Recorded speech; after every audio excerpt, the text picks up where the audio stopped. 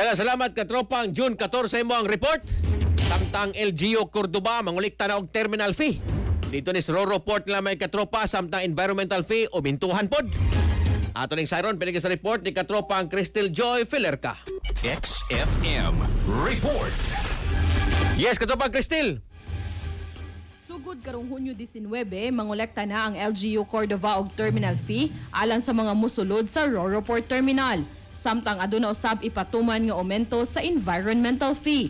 Kinihuman mapasar sa konseho ni atong Mayo 25 ang Ordinance Number 2016-031 o gitawag nga an ordinance prescribing terminal fee and environmental users fee for passengers and vehicles at the Cordova Roro Port Terminal, providing guidelines for its collection and utilization and for other purposes ug giaprobahan na usab kini ni Mayor Cesar Sua ni adtong Hunyo 4. Ang mga regular nga mga pasahero magbayad na og 15 pesos nga terminal fee, samtang tag 10 pesos ang sa mga estudyante, senior citizens o persons with disabilities o kinahanglang aduna sila'y mapakita nga valid ID. Samtang alang sa vehicle terminal fee, tag 20 pesos ang sa mga motorsiklo, 50 pesos ang sa tricycle, usa ka gatos ang sa mga private car o van, samtang 150 pesos ang sa light trucks o mga PUJ, ug 200 pesos ang sa mga heavy trucks o buses.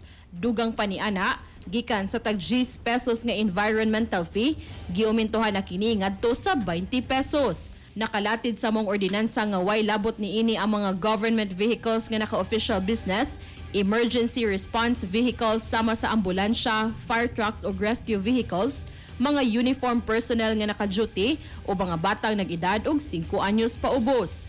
Base usab sa ordinansa, ang mahimong koleksyon gamiton sa maintenance sa Roro Port ug sa pagpalambo niini. Gamiton usab kini nga pondo para sa mga coastal ug marine environmental protection programs ug solid waste management and sanitation projects. Para sa atong mga katropa nga gustong palig-unon ang immune system, malikayan ng ubo, hilan at labad sa ulo ug di makahilab sa tiyan, ang Santon Vitamin C, the alkaline vitamin C maoy haom alang kanato mga katropa. Alang sa nagkaiusang Pilipino para sa Pilipinas, kininyong katropa Crystal Joy Filerca, XFM News.